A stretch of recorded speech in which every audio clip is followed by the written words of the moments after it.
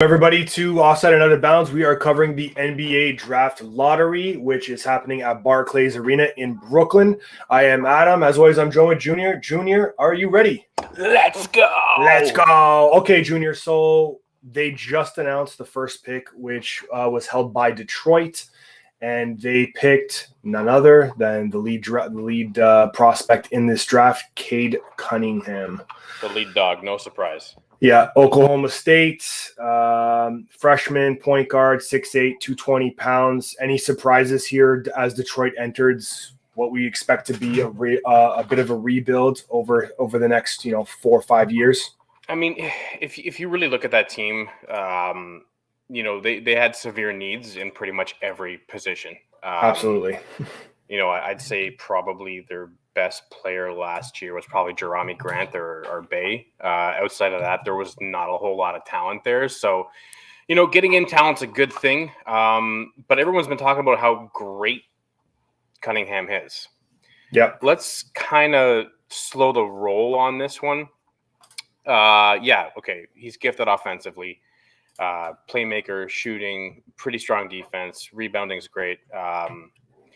Now, his weaknesses, they're few, but they're still pretty hefty here. We're talking speed, explosiveness. He has turnover issues, ball handling, and ingenuity, meaning he's not very creative. So when you kind of hammer those things in, there's development that needs to be there. And here's a hot take. Detroit's not very good at developing players. Probably one of the worst in the league for developing players historically, just because they haven't had really any talent to develop since they had a championship team back when I think they went back to back with Ben Wallace and such, right? Like Rip Hamilton, but yeah, Rip was more NBA ready than I think Cade is. Cade's got some things he's got to work on. This is going to be a franchise that's going to be looking to him to start game one. And you'll see some teams that are out there, guys don't usually get to start game one because they gotta develop a little bit, whether it's working on that defense, the ball handling, understanding what it is to be an NBA player, what your schedule looks like. There's a lot of things that you have to learn.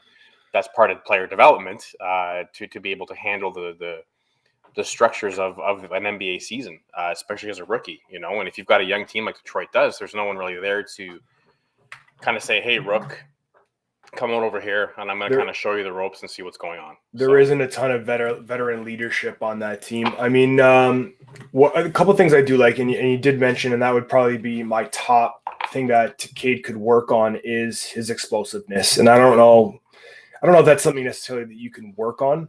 I think you either have it or you don't in a lot of ways. He plays at different speeds, but it almost looks like his game is a lot slower. When he's out on the court, he facilitates the basketball and his handles are pretty good with both hands. Yeah. And he has a selfless style. So I think, so maybe not fully NBA ready. I think he's right there. He'll definitely be starting. He's got a 7-foot wingspan. He's one of these big guards that we're seeing in this league now. Detroit, let's be honest. It's a no-brainer to take. It's a no-brainer to take him, but Detroit isn't going to move the dial just with Cade. No.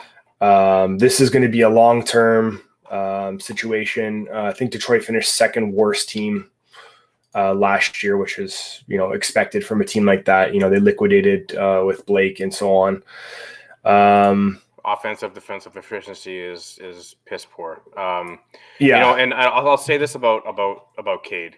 We watched him extensively in the two rounds that he was in the NCAA tournament. Yep. Unfortunately, he kind of met that juggernaut that made me a crap ton of money in Oregon State. Yes, they did. So that was in the second round, so the round of 32. And he shot 6 for 20. And he was doubled. Yeah. So you talk about the skill set that he has. He's probably going to see doubles in his first year because he's going to be one of the scoring threats on that team. So he's going to have to understand how to handle that kind of pressure. Because if you're going to go 6 for 20 from the field every night, it's going to be a long road, especially if you don't have someone there to kind of pick your socks up or show you how to pick up your socks. So the other thing is he's going to have to rely on that shooting because, again, he lacks that explosiveness that's going to be able to get him past other defenders, from a standstill position. So he's going to have to rely heavily on that jump shot for sure. But he's coming from a team that obviously they didn't have a lot around him. But what was the one thing that allowed DeMar DeRozan to get to the point that he was in that mid game is he slowed the game down for him. But it's also a game that people absolutely hate watching, just because it gets so slow. So basketball has become more fast paced with the small ball culture that NBA has been taken by storm over the last couple of years, right? Yeah. He also struggles a little bit in traffic, and again, that has to do with that explosiveness, right? Yeah. He has to rely on his size to position defenders a little bit better. You said DeMar DeRozan. I think that's a great kind of comparison in that one area, because if you look at Debo, what he does very, very well is he positions his footwork well enough to position himself with a better jump shot. So the Houston Rockets are on deck now. They are making their pick right now. The Houston Rockets select Jalen Green. No surprise there from the G League Ignite. This guy is an absolute sniper. He's got a lot of positives and tremendous upside. He has the benefit of, playing professional basketball, knowing the day in and day out of what it looks like to be an NBA player, what it feels like, what the amount of work is needed to and required to be proficient at this sport. So he looks really excited. He's got a star-studded suit on here. He's looking real flashy with it for sure. He's got the hair out in the whole nine.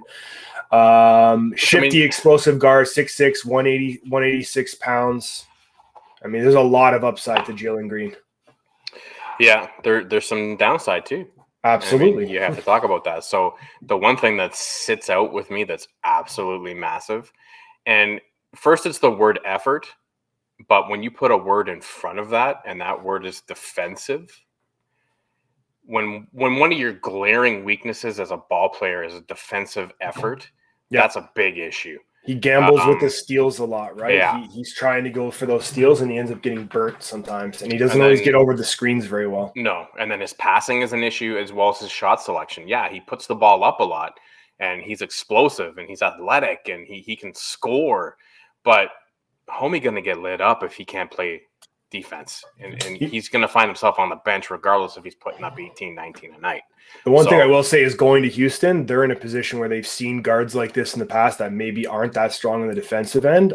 In player development, I would say that, in player development, I'd say it's probably a little bit easier to work on your defensive game than it is to work on your offensive. You either have it or you don't in a lot of cases with the offense. You can work on it. You can get better at shooting, but he's got that explosive-ness. Yeah, if he can transfer some of that explosiveness on the offensive side and have it translate to the defensive side, I think it'll be easier for him to become more of a well-rounded player. Houston, they were 17-55 last year, fifth place in the Southwest, no playoffs. Now, so they picked Jalen at the second overall pick. They also hold the 23rd and the 24th this year. And then when you look at their point guard issues, they severely need a point guard. The shooting guard, there wasn't a whole lot that they needed there.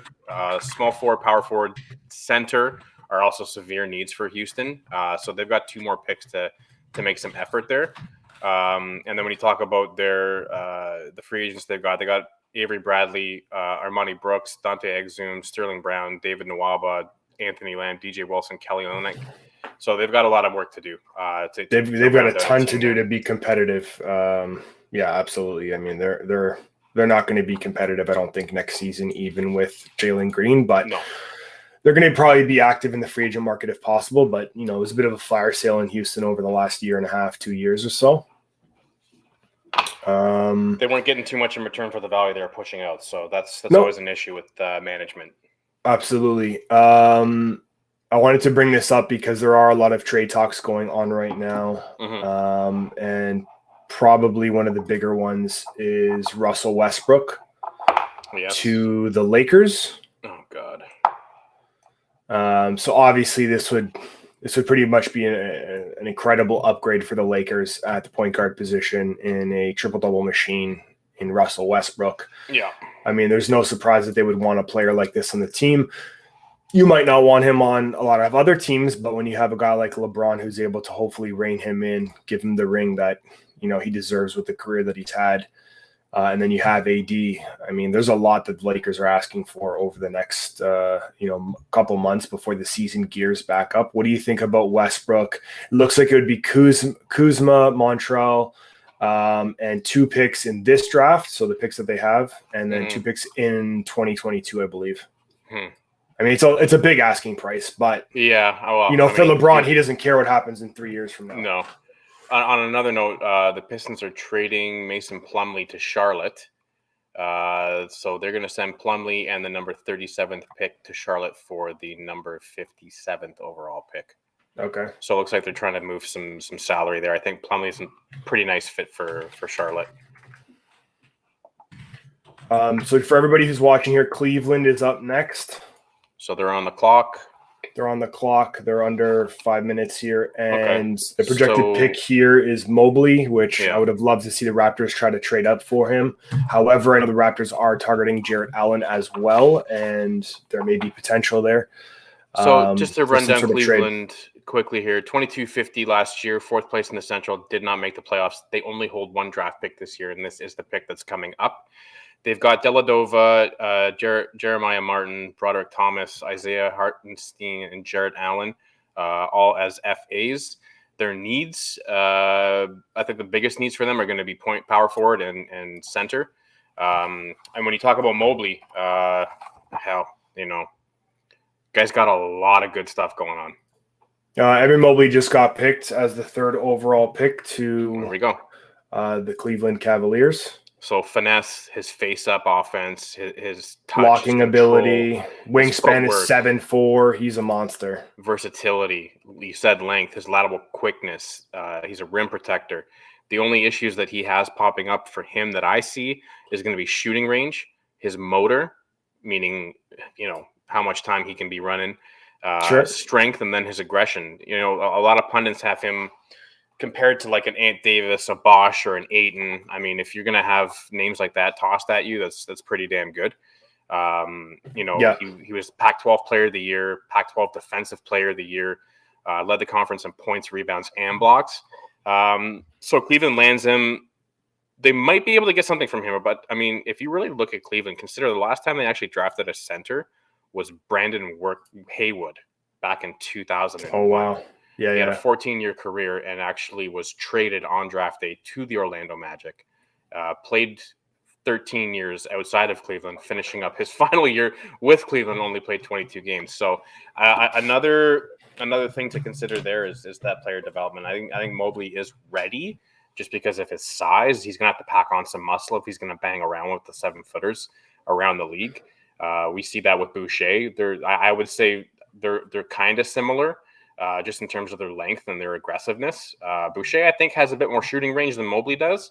Rebounder, I mean, that's one thing that he's got a bit of a high center of gravity, so I think he gets kind of squeezed out of some positions at sometimes. And sometimes he kind of coasts around a little bit, too. He kind of looks like he doesn't know what his assignment is sometimes on the defensive end. Yeah. Was this a potential that you may have thought that Masai was going to kind of pull a trigger here and maybe move that 4th to take the 3rd overall in order to pick up Jarrett Allen and maybe move like a Pascal or it's possible. I mean, that would make us maybe a little bit, heavy at the center position. I don't know if you'd move one of these guys, if you were to go for Jarrett Allen, which I think, to be honest, I think the Cleveland's going to make a play for him as well. I think they're going to try to push to have him stay with the Cavs. He's a good basketball player and good for that team. They probably need somebody like Malachi to go over there, someone who can help, facilitate the basketball and shoot the ball well. And then they got Sexton right now. The Raptors are on the clock, just so everybody knows. All right.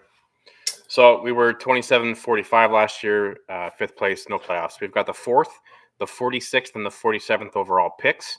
Our FAs, we've got Jalen Harris, Kyle Lowry, who we all kind of figure out that he's not coming back. Gary Trent, who's looking for 18 to 20 million. Stanimal Johnson and Kem Birch. I think our shooting guard need is severe, and I think our center need is pretty severe. And then I think we do have a high need for someone in that small forward. If OG maybe moves over to shooting guard. Either way, we do have some pretty strong needs here. Yeah, I mean, I would have loved to have seen him trade up. I mean, the expected and the projected looks like it's going to be Jalen Suggs. Do you think he goes off the However, board here and maybe goes with a Kaminga or a Scotty Barnes? I don't think so. It seems like there might have already been, A some discussion. verbal commitments around bringing Suggs in. Now, whether or not he ends up staying with the Raptors, again, we don't know. He was obviously touting the player development on the team, saying that's unmatched. He appreciated the proximity to kind of the main arena, which is very close here in Toronto, within 5-10 minute drive. Mm-hmm. I like Suggs. Obviously, he had that incredible half court shot for Gonzaga to win one of those games there. And his fellow teammate Kispert is also in the draft as well. But I don't think he'll probably end up in the top 10. I don't think he'll be a lottery pick.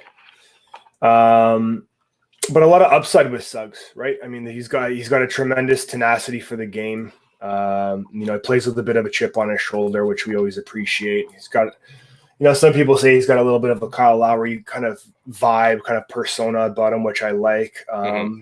Good size overall at 6'4", strong. He's got a, physical presence.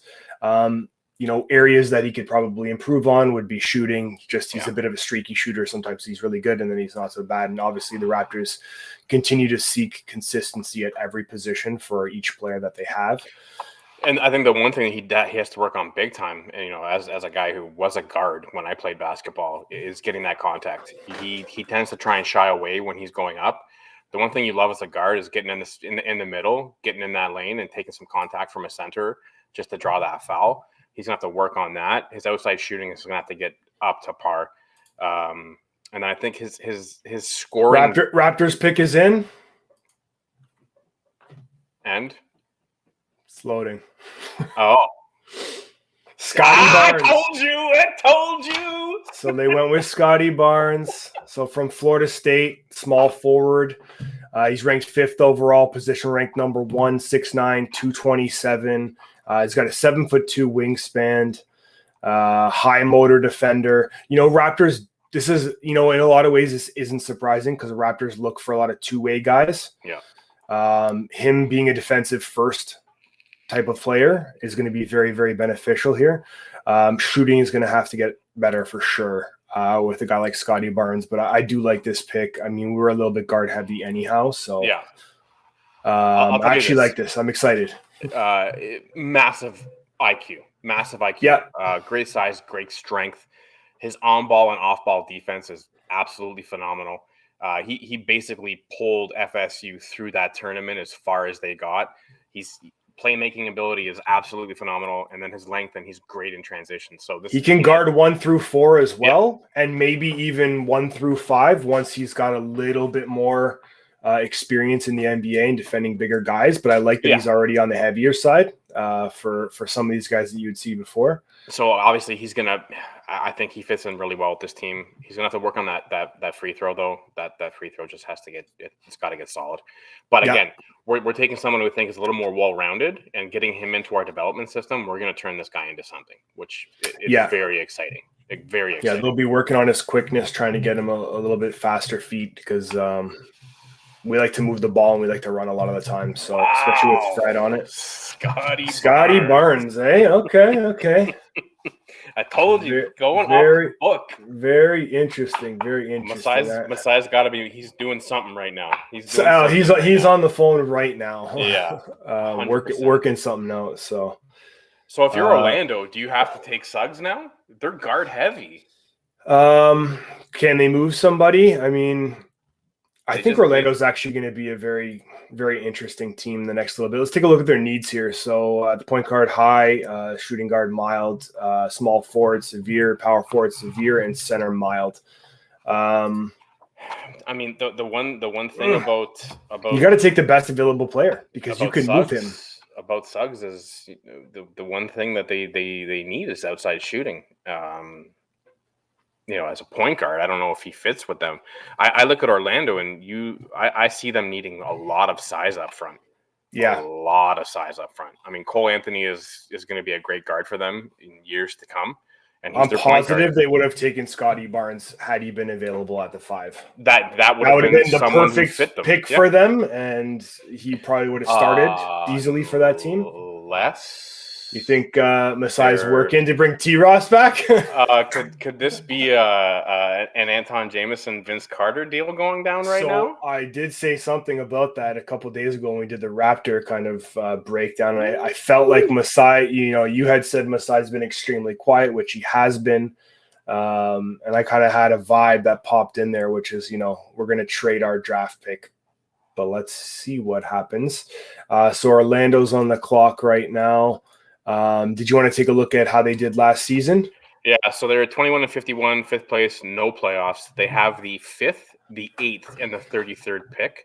On FA, they've got Tristan Randall, Sindarius Thornwell, Ignas Brazikis, James Ennis III, Otto Porter, and Moritz Wagner. And then we just saw that graphic earlier where, they've got some severe needs at point guard, small forward, power forward. Center, I would say low because they do have a couple of guys there in Bismack, Biombo, and Jonathan. So I don't think they have to look too much there, but I think a power forward, small forward might be good for them. So I would look for them to probably pick up a Kuminga. I was just going to say Kuminga looks like he would be the fit now that they've missed out on Scotty Barnes. Yeah. But is it possible that maybe Kuminga could hang around to the 8th position and they could pick him up then? Pull Jalen Suggs now and maybe move one of their guards and keep Jalen as a building. Interesting pick that not a lot of people talk about is Josh Giddey out of the Adelaide 76ers. He's a 6'8" forward from Australia. Yeah, from Australia.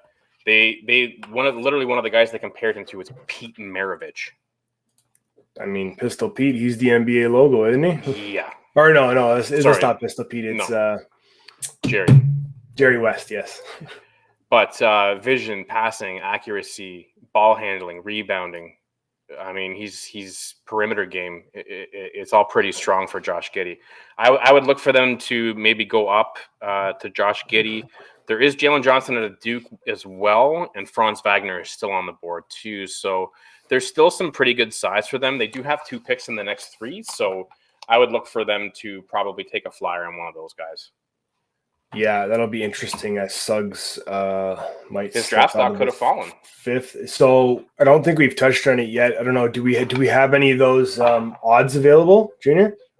Yeah, he was actually a -100 to go in the top 5. Really? Okay. Yeah. Green had made significant changes over the odds over the last week or so, like some ridiculous moves. Same with Scotty Barnes. I think he had the biggest kind of flip-flop on the odds there. And then I think the biggest drop was Davion Mitchell from Baylor. He was one of the big reasons why they won that tournament, and they had him at 7, I think, and he's dropped to potentially out of the top 10. So, I think it's his age. He's 23 or 24, so that's got something to do with it for sure. I mean, Josh Giddey wasn't even on my radar a couple months ago. And neither was Kai Jones out of Texas. He's a 6'11" forward with a high motor. All right, here we go. Orlando's about to pick. They are selecting. So let me pull it up here with one of our graphics. So it looks like a bit of a switch up here. So they went with Jalen Suggs, best available, I think, right now, regardless of the need that they have. Is Bismack coming back to Toronto? We're thinking that. Hey, look, I mean, we could use a rim defender. There's no doubt about that. He played extremely well in Toronto. And I think with our coaching and our development, he could be better than he is right now in Orlando. I like this pick, actually. I think Jalen's going to fit in well there. They'll probably move somebody else. Kispert's coming up and showing them some love. I thought Kispert was going to play another year. I thought he was going back too. Yeah, maybe he declared kind of off course there a little bit. Well, because I think Timmy's back for sure. Timmy's already going back. There was some expectations that Timmy would be coming out as well, but I think he he made the decision before the NCAA rules came in that they can make money. He decided to go back. So don't know if that had anything to play with Kispert staying out. But I mean, Orlando's going to be a destination. You know, I think I mentioned this the other night, but I think Orlando's going to be a destination. It's a warm area. It's great. I got a great climate, a lot of nightlife. You know, there's no reason they shouldn't be able to attract better players in that space. Yeah. And they got the 8th pick too. So okay, these guys could be good here. Let's see who's got. We got up next. We have OKC. All right, let's pull them up. So they need some size up front, but I mean, on the other hand, they have been shopping Shy around. So that has been a topic of conversation. Yep. You know, they were looking to move him for that number 1 pick. So don't really know what's going on with OKC. They hold a ton of draft picks though. They've got the 6th, the 16th, the 18th, the 34th, the 36th, and the 55th overall pick. Wow. They've only got Svi Mikhailiuk, Josh Hall, Jalen Horde, Tony Bradley, and Mike Muscala on FAs. So 22 and 50 last year. They were 5th place in the Northwest. And they need size up front. Their backcourt, the way I look at it, is it's pretty decent. You know, Dylan Brooks is a good piece there, but he moves in slow motion. But man can score, so you can't really say anything about that. But I think they need some size up front. So I think here it makes sense to take Kuminga. Yeah. I can't see Kuminga going past this. Yeah. Great physical profile, combo forward, 6'8", 2 1/4, 7 foot wingspan, strength, quickness. You know, he's going to be a force for sure. I like that pick for OKC.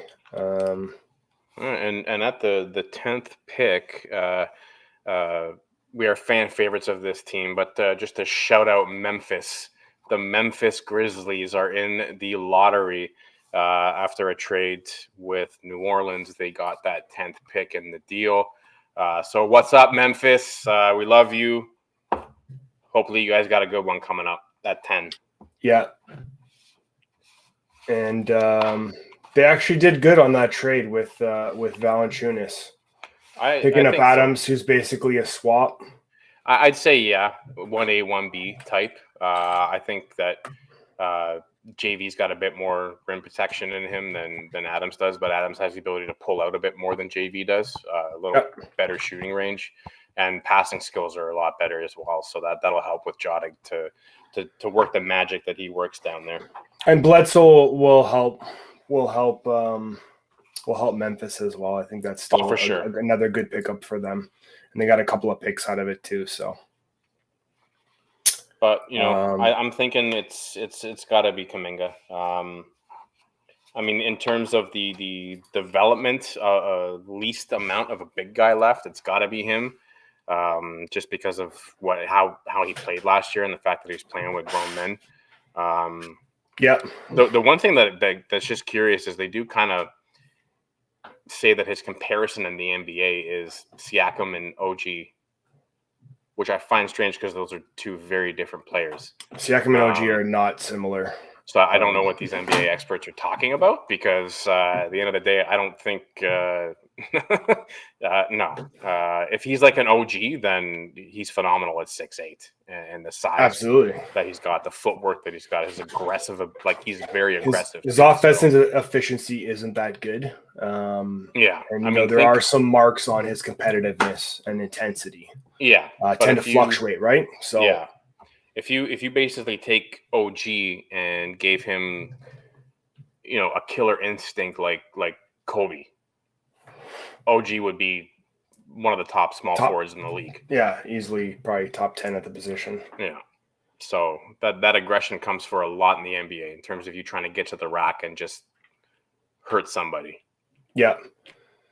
Yeah, he'll have that if it is Kuminga, there'll have to be some refinements and development's 100%. That's not going to be a raw start him up and let him run. You got to develop that guy. His shooting range is a little bit lacking. He's not polished, so You get some polish on him, and get a little more time in the gym over the summer. And I think tremendous upside though, and that's Yeah. why you'd want to take a flyer on a guy like this who's likely going to become for sure. and work on that and become a very crucial player for your team, right? But that's if they go that route. They could be looking at a Chris Duarte out of Oregon, or James Booknight at UConn. If they're going to be looking to move Shy and try and get something back for him. I mean, there's even Moses Moody from Arkansas. I mean, there's a lot of talent on the board. It's just I don't even know what their focus is. I think they need size up front. We got the pick here. Okay, the pick is in with the 6th pick in the 2021 NBA draft. Oklahoma City Thunder select. Let me pull it up here for us. We got it.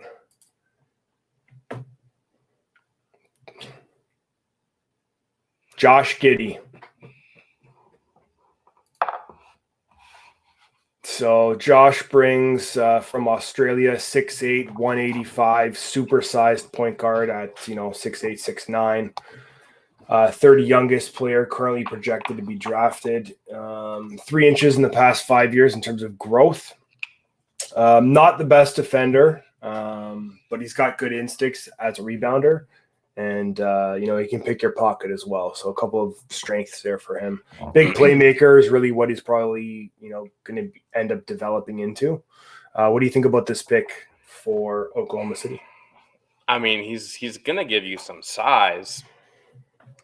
I don't know if that I mean, if you're going to take him off the point, which he was running in Adelaide, and put him in at a small forward but not a power forward, a small forward, it's too light to play power forward.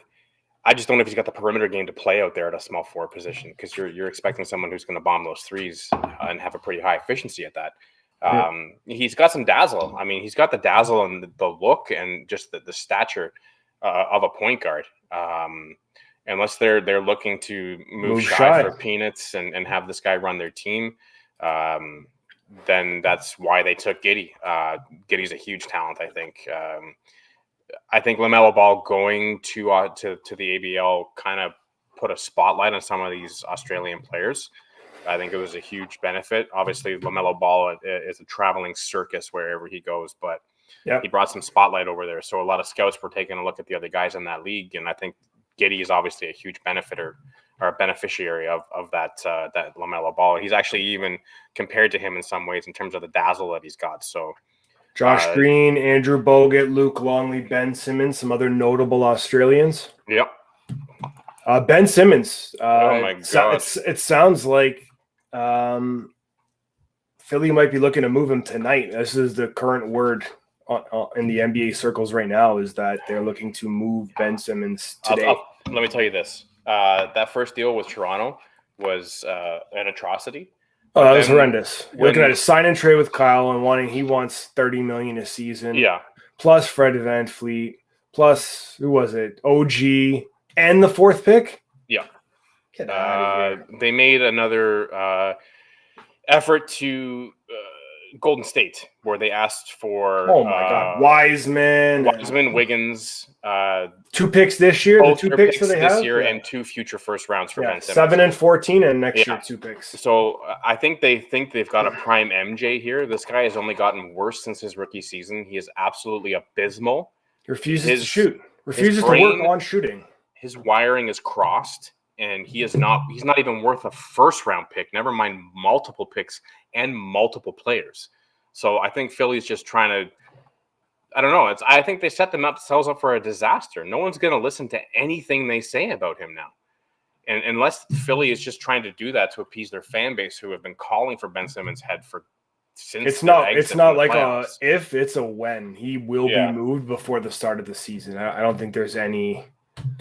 He's not going to be playing for Philly. It's going to be for peanuts. They're not going to get the return they think.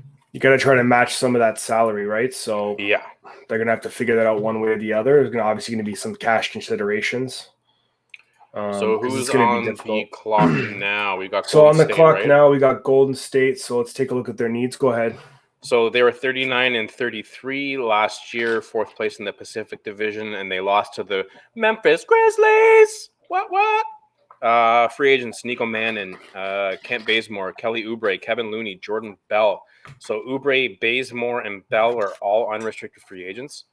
Obviously, Clay's back, so your point guard need is 0. Your shooting guard need is 0. Small forward need, I'd say, is pretty low if they keep Wiggins. Power forward, I think they probably have a mild urge to maybe grab someone big because Draymond's getting up there. And then I think their center need is absolutely severe here. I mean, if I'm them, I think I've been gifted an athlete in Jonathan Kuminga at the 7th overall pick, and I think it would just make sense for them to take him. I think this is who they wanted to take, and they were hoping he was available at 7. So I think this will probably be a pretty quick turnaround on them. And somebody like him coming in and playing alongside Draymond, who's he's got at least got to say at least 2 defensive player of the years. Say what we want about him because we definitely ripped Draymond quite a bit, but he knows what to do. He knows what to do in his role, and having a guy like him kind of help usher you into the NBA and give you the lay of the land and what that team looks like. I mean, it makes it easy when you got Steph and Clay who are going to give you 60 combined a night. Yeah, they need rebounding. They need some inside presence to relieve some of that stress on their front court. 7-foot wingspan isn't bad. Yeah, especially a guy who's got strength, right? And aggression. Yeah, I think that's a match made in heaven. And they got this pick. I think this was in the Wiggins deal. So Minnesota. This was from Minnesota. This was via Minnesota. I think this is a no-brainer for them. As a 2-way forward. Hopefully he can get some motivation behind him on a team like this and, do very well. Nice mechanics. Yeah, this is a no-brainer for Kuminga.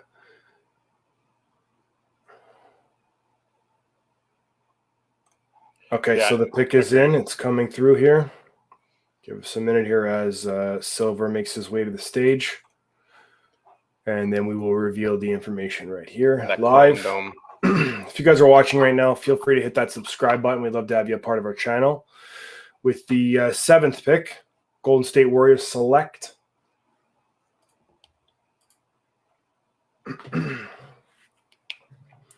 exactly as expected. The Ignite, Jonathan Kuminga. This is a great fit for them. And, Golden State's kind of in a position where they're kind of half competing and half rebuilding in a lot of ways. And this is a great person to have on the team, helping that presence in the forefront of the court there. 2-way forward, Jonathan Kuminga out of Congo. This is great. They're going to be looking really good next year. Yeah, I mean, geez, they were on the cusp of officially making the playoffs this season. And Curry had an incredible, second half of the season last year. Yeah, well, I think with Clay back, they're going to be a top 5 team again. There's no doubt, yeah. So now we have coming up next year, we have Orlando again. I mean, to look at the available Suggs at the 5th, and then this was via Chicago Bulls. Yeah, so they were very active on at the trade deadline and picked up Chicago's first round pick here. So kind of some magic on their hands. Yeah, exactly. So in terms of size, I still think they need some size up front. We've got Jalen Johnson out of Duke, Kai Jones out of Texas, who's 6'11", and Franz Wagner out of Michigan, who's 6'9". I think those are the 3 guys that they probably should be focusing on. Kai Jones is a little unpolished. Jalen Johnson only played 13 games for Duke before leaving middle of the season to basically prepare for the NBA. I think that, Wagner might be what they need. Now, Wagner kind of lacks speed, explosiveness, not much of a perimeter game, but the guy's going to dig down low, kind of garbage time. He'll play the garbage minutes. So I'd probably look for them to take Franz Wagner. Yeah, that makes sense position-wise. Yeah.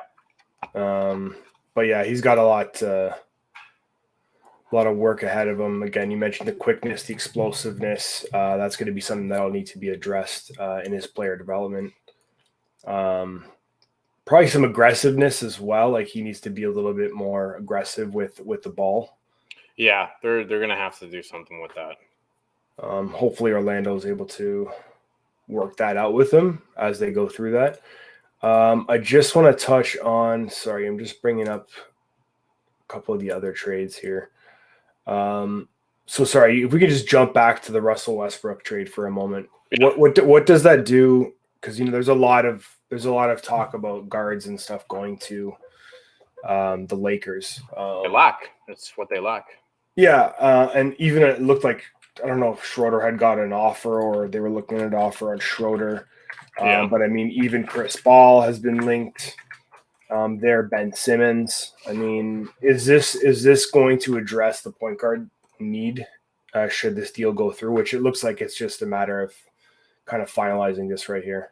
I think so. But I mean, the one thing you always have to worry about is, is there enough touches to go around when you're putting together these ridiculous teams where you've got a superstar pretty much at every position. We saw LeBron and AD kind of got along okay. They shared the ball enough where, they're still gonna each of them still gonna get theirs. But I mean, in all likelihood, when you're gonna add a point guard and then DeRozan is linked to there, you're gonna add another small forward. These are all guys that need touches, and no one's really gonna want to take a back seat. And then you got to look at the salary cap too. I mean, is this even possible? I mean, how much is Russell making? And what is Washington going to want in return? Because outside of LeBron and AD, there ain't much there. Kuzma is not an attractive piece. Kuzma peaked in Summer League when they won. So Kuzma is linked in this trade for obvious reasons. I mean, Kuzma's got to go. We got the pick coming in here. Orlando Magic select in the 8th position. As we expected, I'm pulling it up here. Where we got here?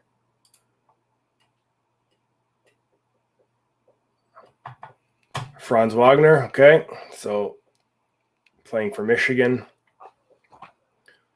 That's going to be a good fit for them because he spent a year with not Jalen. The hell is his name again? Oh my God, Fab Five. Chris. Coach. No, not Chris. Juwan Howard. Oh, Howard. Yes. He spent a year with Juwan Howard, so Juwan's given them some tricks and some trades. And the one thing that Juwan does with that team is he prepares them for the NBA. So Wagner's gonna be able to walk into the locker room and right onto the court if needed. This is an NBA player.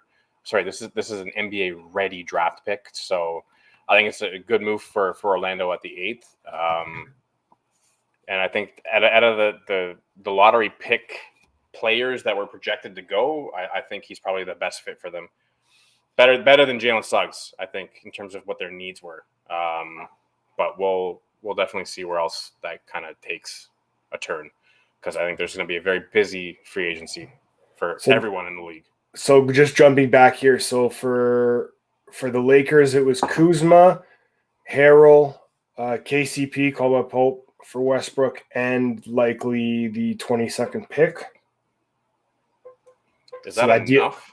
That deal would have to get done like now if that is going to happen. I don't know if that's enough. So the Spurs are also apparently believed to be interested in Kyle Kuzma, and so with DeRozan wanting to come home, that's an option on the table possibly for the Lakers as well. I'm not sure that contract's any better than Westbrook's, but you'd probably have to maybe give up a little less. Yeah. Well, in other news, Sacramento's on the clock. They were 31-41 last year. No playoffs, obviously. They've got the 9th overall and the 39th overall. Terrence Davis, who we are well aware of, is an unrestricted free agent. Kyle Guy, Mo Harkless, and then Rashawn Holmes and Hassan Whiteside, who will most likely not be there next year. So in terms of their needs, they've got a severe need up front. So power forward, center, because they're definitely going to be losing Rashawn Holmes and Hassan Whiteside. So for that, there's not a whole lot left in terms of size other than Jalen Johnson or Kai Jones. I think Kai Jones is probably a better fit for Sacramento, so I would look for them to go with him. He's got a high motor, very athletic, great bounce, got some good handles, very, very fast and extremely efficient. Only issue there is he is unpolished, and as we know with Sacramento, is they are not very good at developing young talent. So we'll see where his career goes from there. The other thing is this Westbrook trade to Lakers is also likely looking to replace trying to get Buddy Hield from Sacramento, which was earlier in the conversations today, and then Westbrook kind of came out after the fact. So they may be looking to move Buddy. So they're showing a picture of Franz Wagner before and after the pandemic. Yeah, guy looks like the Hulk after. Good. I like him a lot. Yeah. So it looks like the Wizards sent Westbrook a 2024 second round, a 2028 second round, in exchange for Kuzma, Montrezl Harrell, Caldwell Pope, and the 22 overall pick. But that's not a done deal, right? This says they've agreed to terms. This was as of a few minutes ago. Okay. So, I don't know. So what does that mean for Beal? Does Beal stay? It looks like Beal's not moving. Seems like, I think there was some rumor out earlier today basically stating that it looks like he's going to stick it out in Washington. I mean, Beal may just not be interested in winning because it's not going to happen in Washington. He has to get out of there. Yeah, I mean, at the end of the day, he's on a 2-year right now. That's paying him 34 this upcoming season, and then 37. So it looks like he did just sign a 2-year. One other thing I was looking at today, I was looking around online just for some other stuff, and some talk, just jumping back to Ben Simmons for a minute, was maybe saying Ben for Dame. Straight up? Maybe not straight up. Maybe some picks mixed in there. But I hadn't thought of that. And thinking about it now, that could be really good for Philly. Yeah, of course it would. It's not going to be good for Portland. Well, definitely not. Anywhere that guy goes, he's a juvenile who doesn't want to put the work in. People don't understand that, and I've been on many boards talking about how he is a spoiled little brat and doesn't want to put the work in to become a better player. And they're telling me, oh, he's 3-time All-Star, Rookie of the Year, and he got voted in. He didn't play his way into the All-Star game, and he won Rookie of the Year because that rookie class was garbage. Got the selection from the 9th pick, Sacramento Kings. Is that a surprise? They will be selecting from the champion, Baylor Bears. Mitchell. I like this pick. I think this is a good spot for them. Well, I mean, they're going to have to move some guards. They've got Hield. They've got, and they're looking to move Hield. So maybe that's the purpose behind this move, right? Yeah, and then obviously Halliburton, who was in the discussions for Rookie of the Year. Naismith and Big 12 Defensive Player of the Year. Yeah, this is not. He's a D guy. He's not a 3-and-D guy. This is the type of guy that you're going to put in at the end of the game to seal a win. They're saying here that he's the best on-ball defender in the draft. I would probably agree with that, to be honest with you. His defense is obviously he's top of the game. He's very quick. He's got a great first step. The only issue is a lot of people think that he might be at his ceiling already. He is, I think, 24, 23, 24. So he is 23 older. In September. And then his free throw shooting is absolutely atrocious. He doesn't have a lot of length, and he lacks those general point guard skills that you want in a point guard. So he's 6'2", he's a bit small, yeah. Yeah, you're looking like a Pat Bev or a Holiday here with maybe less scoring potential. But I mean, those guys are still needed, right? So I mean, if he's The only issue is if you try to put him on off guard, he's going to get exposed. Doesn't matter how good he is defensively. There's off guards that are 6'8" that are just going to destroy him because he just doesn't have the size to deal with that. So, Yeah. I mean, interesting Or the pick. length. Interesting pick from Sacramento, I think, especially with the fact that they need size up front, and there was size there for them to take. So remind me, sorry, New Orleans does not have the 10th pick. No, Memphis. That was Memphis. the JV That's trade. right. Yeah. Yes, Memphis. Okay.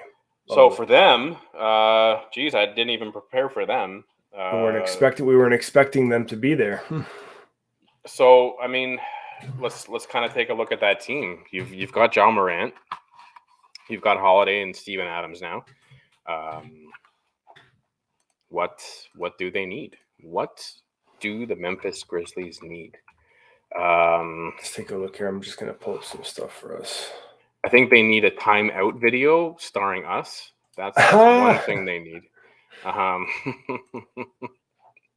We love Ja. Ja is great. Oh, I love Ja. So he was the MVP of that team last year, with Jonas being the defensive player of the year on that team, Brandon Clark being the sixth man of the year on that team.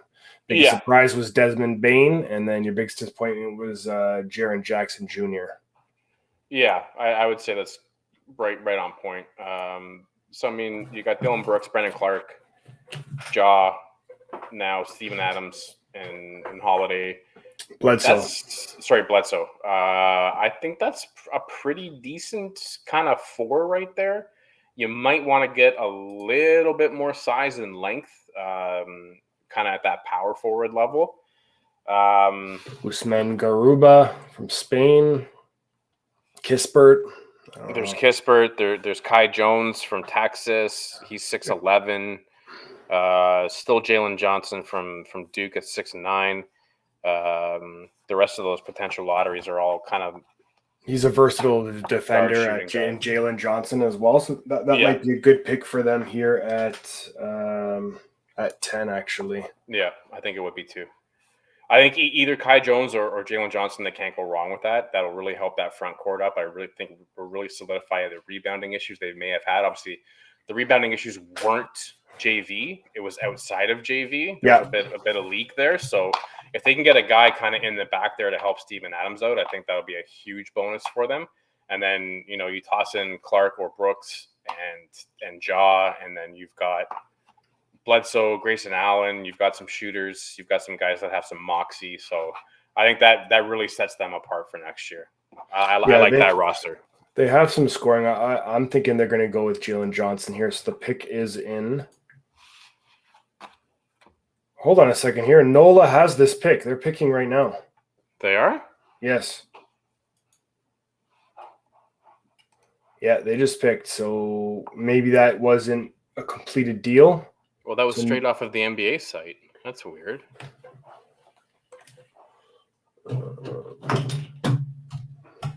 It's still okay. No, it does say he will go to the Grizzlies as part of a trade. So that is correct. They're just selecting him. Correct. So they're selecting him on behalf. Oh, that hurts. They picked up Zaire Williams, which we don't have him on our. No, he was not a top 14. He was not a projected lottery pick.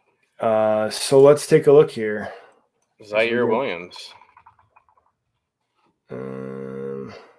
So he was out of Stanford. He's 19, 6 foot, 6'2" guard. Sorry, 6'8" forward. Played at Sierra Canyon. Oh, okay.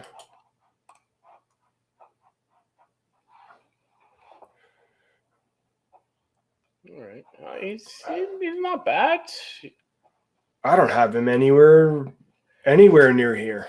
So 10, yeah, I didn't either. So he averaged 10 points, under 5 rebounds, under 3 assists, under a block, under a steal. I don't know. I think there was some better talent out there than this guy. I mean, I'm looking at some projections here. I don't have him I don't even have him on the list. I'm at 50. Yeah, he's definitely a second round pick. So I'm not really sure what they were doing here. They must know something we don't know. And probably. Probably. They must like something about him. Yeah, there's got to be something. All right, so who's on the clock? Charlotte. Charlotte's on the clock. Let's see what their needs are here to address. Obviously, So they were 33 and 39 last year, fourth place in the Southeast, and they lost to the Pacers in the play-in. They've got the 11th, the 56th, and the 57th pick. Their free agents are Nate Darling, Devonta Graham, Malik Monk, Grant Riller, Brad Wanamaker, Cody Ziller, and Bismack Biyombo. So Ziller and Biyombo are both unrestricted. Obviously, point guard need is very low. Shooting guard and power forward are high needs, and then the center position is a severe need for them. okay. So who do you think that would complement Charlotte like this? Let's see who's left here. Well, if they want to go shooting guard to solidify that, someone who's a good playmaker to play alongside with LaMelo, I would look at Chris Duarte from Oregon. I think he's got the speed, the playmaking ability, the burst. The only issue with he's got no left hand,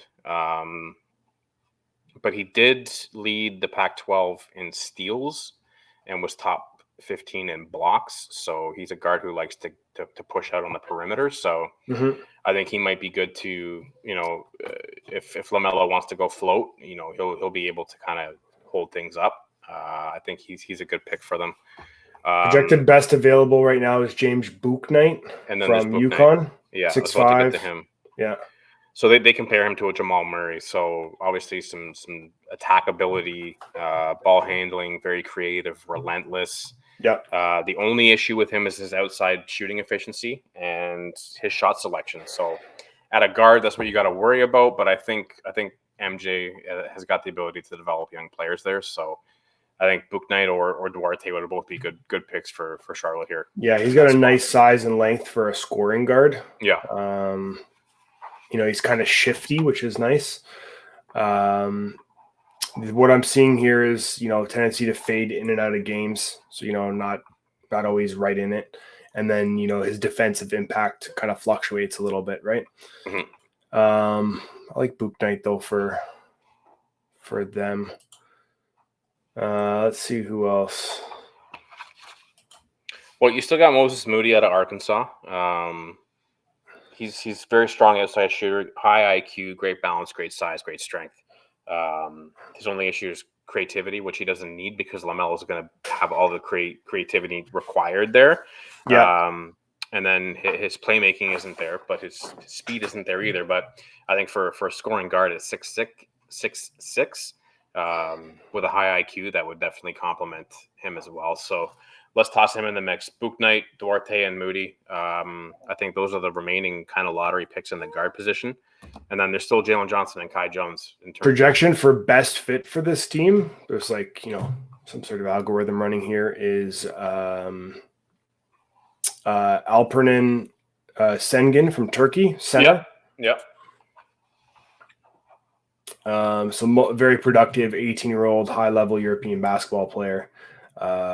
Led the Turks, the team that he played for in Turkey, to the semifinals. 18 points, almost 9 rebounds, 3 assists. Yeah, he's got size. He's a 6'10", 240-pound 18-year-old. So yep. I think he's got some skill. He's a little bit raw, but for development purposes, I think that could also be another good fit for them as well because of their need as center.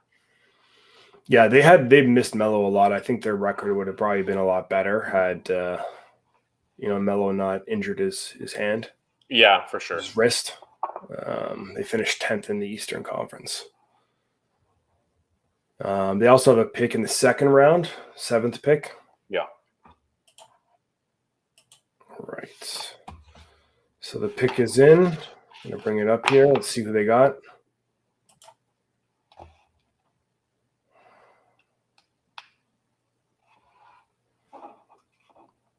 So they're saying Bouknight, Johnson, Sengun, Kispert, Moody. Those are the best 5 available right now. Yeah, I would tend to agree. But again, it depends on what you're looking for, right? Yep. Yeah, he's a big kid. Alperin. Yeah, 18, right? So Still got some growing to do too. Lots of growing. You know, he's going to fill out over the next few years. Likely could have a good impact in the league for sure. Oh, and another trade. Indiana is sending the number 54 and 60th overall picks and 2 future second-round picks to Milwaukee for the 31st pick in the draft.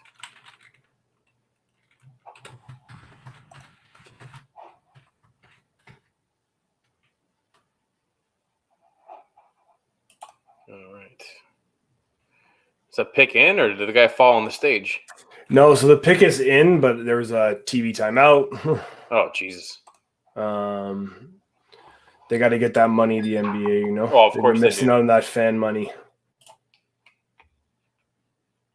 So I mean, out of those free agents, do you think they bring back Biyombo in case they don't take this Alperin? Bismack? Yeah. Hold on, here we go. Picks in.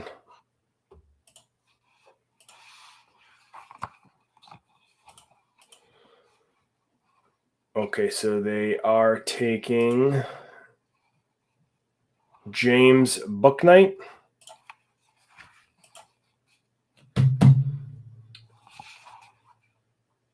It's a good pick for them. Yeah. Yeah, that's great. And now we move to a team who is in desperate need of talent. Let's pull it up here. In San Antonio. So yeah, especially with DeRozan on the way out, right? Yeah, and it's not even just them. The amount of free agents they've got going out. So they're 33 and 29. They were third place in the Southeast. They lost to the Memphis Grizzlies in the play-in tournament. Yep. They've got the 12th and the 41st overall pick. Patty Mills unrestricted. Quinndary Weatherspoon restricted. DeMar DeRozan unrestricted. Rudy Gay unrestricted. DeCon Jeffries unrestricted. Keita Bates-Diop unrestricted. Trey Lyles unrestricted. And Georgiou Dieng unrestricted. They need point guard, shooting guard, center. And if DeRozan leaves, they're going to probably need some small forwards in there as well. So they got a lot of boxes to check off with 2 picks. So they're going to have to be busy in the offseason to bring guys in there, or, you know, you're going to be left with Rudy Gay. Which will put them in a bit of a tough position to compete, I think. Yeah, I like Keon Johnson here. Yeah, I like him too. I like him for this team. You know, one of the better athletes out of college. He's got a great first step in the open court. Explosive. He's pretty aggressive as well. You know, a couple of things that he could be working on. You know, lacks that experience kind of in the half court. You know, some of his ball handling is a little sloppy. Mm-hmm.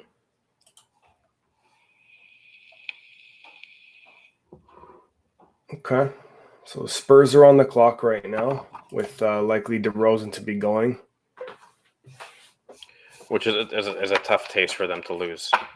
Yeah, I mean, you're likely looking at probably getting a sign and trade there. DeRozan's willing to take less money to end up on a championship contender. So with the Spurs, you know, having this pick at 12, you know, bringing in a guard is probably going to be priority number one for them, and then see what they can pick up for DeRozan if they do a sign and trade.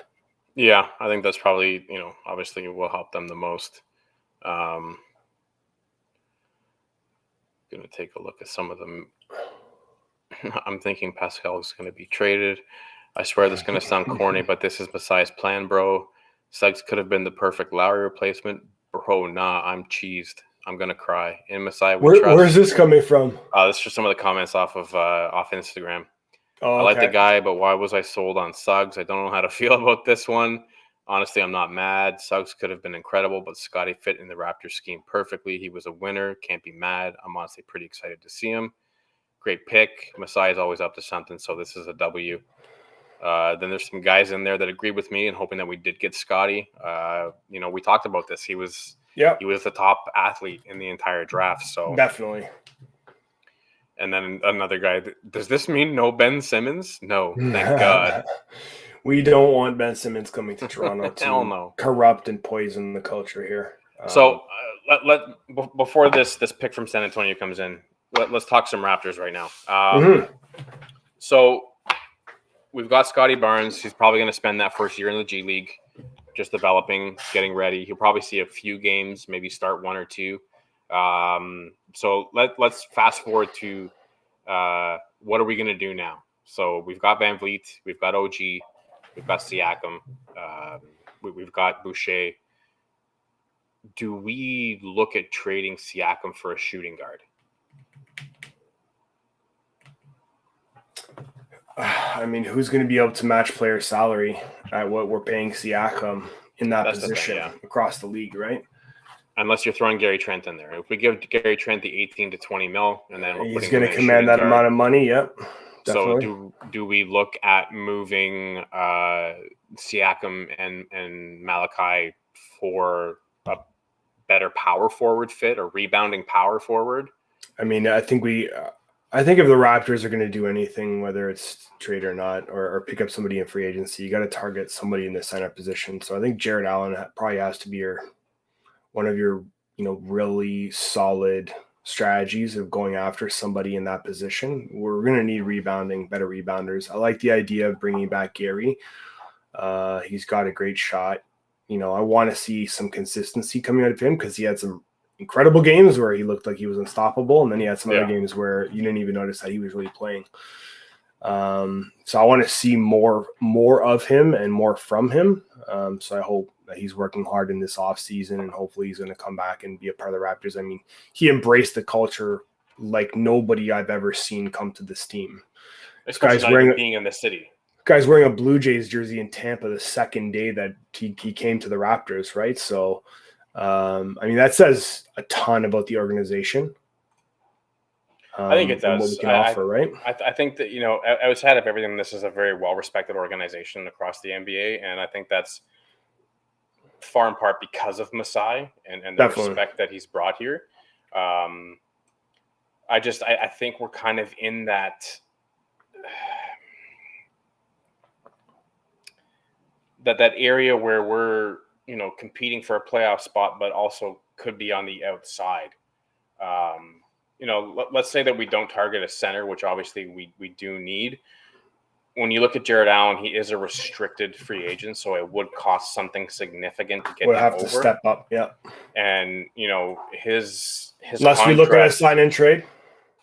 Yeah, you could look at a sign and trade, but who are we signing and trading for him? Well, they would sign and trade, and get him for a bit less money, so they know they're willing to give him up, and we got to give up something of value, though. Yeah, and you got to remember this guy was getting paid under $4 million last year. He's going to be asking for a considerable raise. I don't know if it's going to be upwards of 10 to 12. Higher than that, I probably wouldn't want to take that kind of salary on, especially because of the Siakam contract. Oh, man. Okay, the pick is in here for the Spurs. And there are a lot of other teams after Jared Allen, too, so we got to keep that in mind. Absolutely, including Cleveland. And Charlotte. Sorry. Come on, Pop. What are you doing?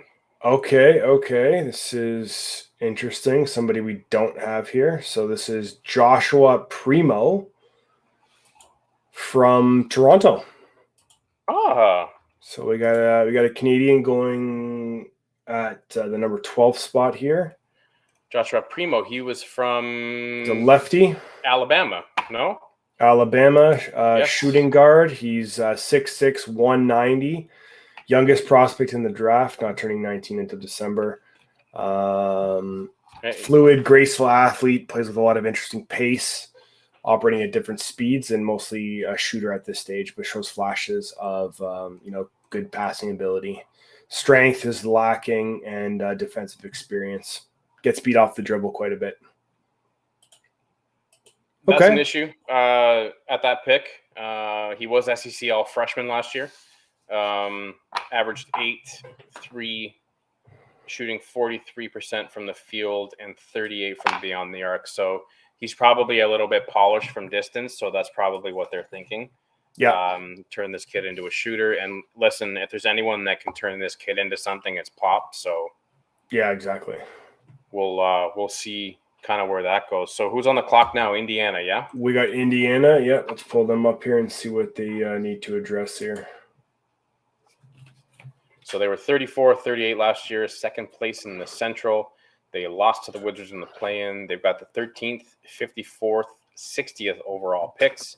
They got T.J. McConnell unrestricted, Cassius Stanley restricted, Edmund Sumner team option, Doug McDermott and Jakar Sampson are both unrestricted.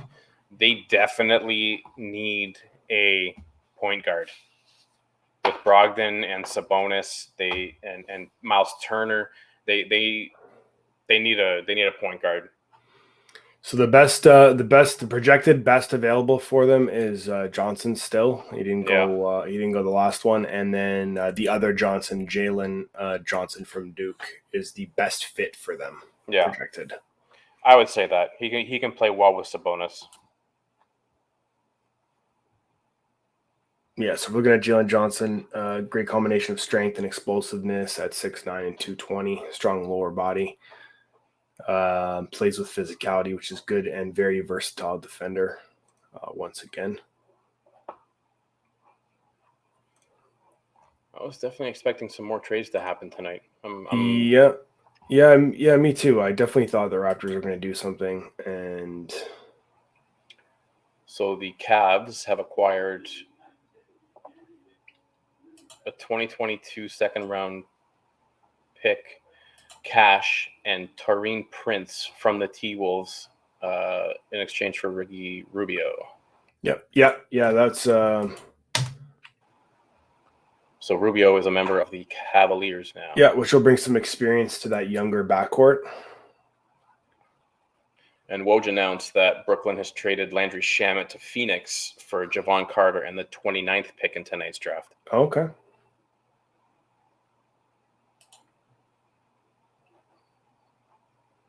Well, I guess the Spurs should have worked some magic because they were heavily in on Kyle Kuzma. Yeah. They definitely want Kyle for whatever reason. So apparently there was a potential deal where it had Sacramento sending Buddy Hield to LA, LA then sending Buddy Hield and Kuzma to San Antonio for DeMar. Yeah, you got to bring them in to alleviate some of that contract, I guess. And, I mean, if the Sixers were hoping to get a high draft pick for Ben Simmons, I think they're officially past the point of no return. Oh, certainly. Yeah, no. In terms of what they were looking for. Yeah, exactly. But, there's some names that we definitely haven't seen pop up yet. Garza being one of them. Kispert being another. Yeah, this is some guys hanging around for sure that a lot of projections had already going, right? So best available: Johnson, Sengun.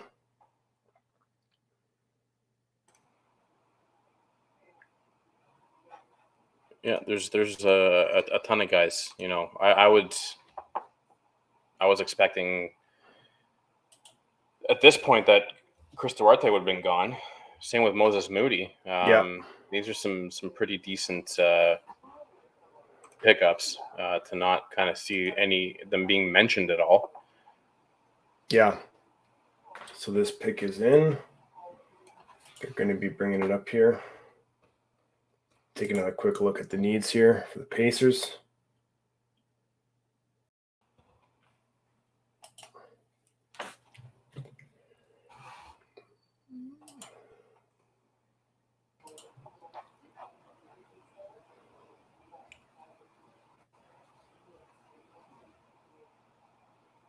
Another TV timeout? No, they're right there. They are just taking their time here. The time is up. Silver's coming out here right now. Let's see what the Pacers are going to pick at the 13th position in the 2021 draft. So, quack. Hey, there you go. The Fighting Ducks of Oregon. Did all my research on this kid. He finally gets picked before the end of the Yeah. lottery. Yeah, so they've got him kind of in line to be like a Kevin Hoyter or a Jeremy Lamb. A lot of guys felt that Chris was already at his ceiling just because of his age, but I think he's still got lots in the tank for him. So we've got Golden State on the clock at 14. We still have the 7th pick earlier. Yeah, we still have Sharif Cooper, Keon Johnson, Kai Jones, Alperen Sengun, Moses Moody, Corey Kispert, Jared Butler. So we got both Johnsons. We got both Johnsons still sitting at the best available and best fit. So Keon Johnson is best available and best fit. The projection here is Jalen Johnson from Duke.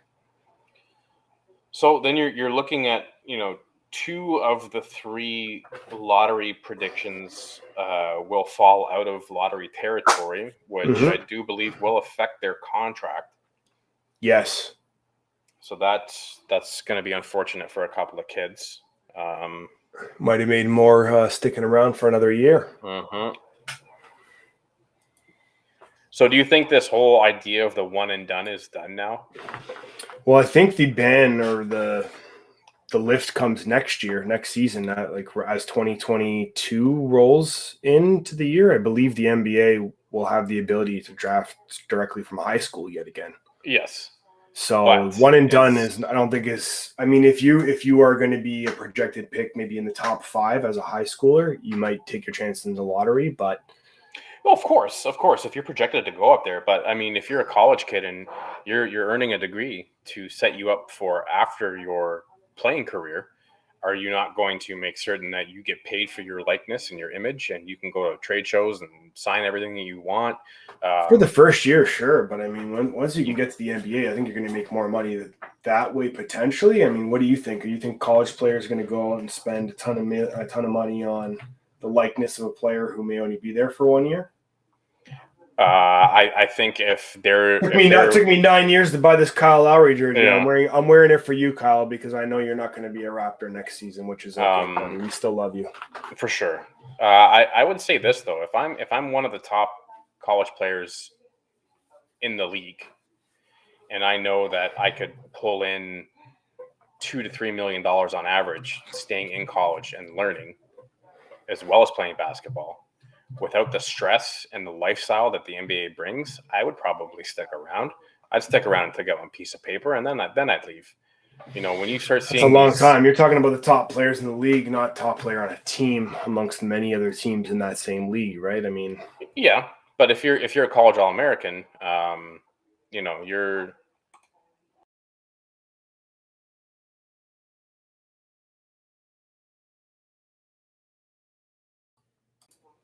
All right, we're back. Little technical difficulties. Apologize Golden for that, guys. State did not pick. They did not pick yet. The pick is coming in now. This is going to be the last for us as well. What I was going to say was, what do you do this for? You don't necessarily do this for money. You do this for the love of the game of basketball. And when you're shooting around at 8 years old in whatever driveway or whatever park with no mesh on the rim, you're not saying a college player's name. You're talking about somebody who's played the game in the NBA, and that's your ultimate goal. And of course, you can get hurt, so why not go play in the NBA and live out your dream? I'm going to bring you back to an era in time, a time where everyone in the NBA was flying into Las Vegas to watch a college team. Do you know what college team I'm referring to? UNLV. The UNLV Running Rebels. They were a bigger ticket than the Lakers or anyone else was. That was Larry Johnson's team. Grandmama. And if those guys were getting paid the coin that these kids can get paid right now, they would have stuck around and chilled. Maybe. Got better. Definitely possible. Learned more, developed better. I mean, obviously, Jerry Tartanian was not the greatest of role models, considering he was an alcoholic and a gambler. But, I think kids would be hard-pressed to maybe just stay, get your piece of paper so you set yourself up for after your career rather than, like you said, if you get hurt, you were able to jump into a pretty cushy job because you've played basketball, Yeah, definitely possible. So the pick is in for the Golden State Warriors. And they had the 14th pick. It's going to be the last pick that we're covering today. And they ended up going with Moses Moody. All right, Mr. Moody. So, not sure they needed another guard, but I guess if you want to get Clay or Steph off the floor, his strengths are outside shooting. He's got a very high IQ, great control of his body, very strong balance. He's got good size, good strength. His only issues, I would say, would be creativity, playmaking, and speed. And they consider him to be very similar to a Mikal Bridges.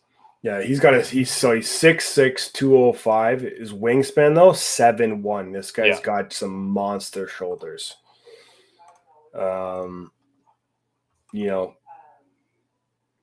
Solid pick maybe for them, having somebody and the ability to have someone come off the bench and command some presence with that length. For sure. Yeah, that's interesting. Okay. And he's a good defender as well. He can defend multiple positions as well. So that should be a help on the defensive end from the Warriors. Awesome. Which they could use. So I guess that's a wrap for us, no? Yeah, that's a wrap for us. We wanted to cover off the lottery picks in the 2021 NBA draft. I want to thank you guys for joining us today. We appreciate it. Let us know what you think of the comments, what your biggest surprise was.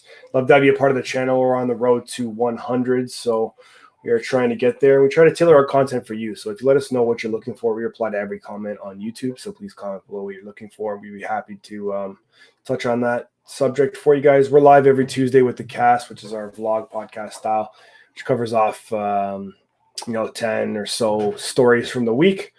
Love to have you join that live with us and jump in the comments, so consider doing that as well. So please like and subscribe to our channel.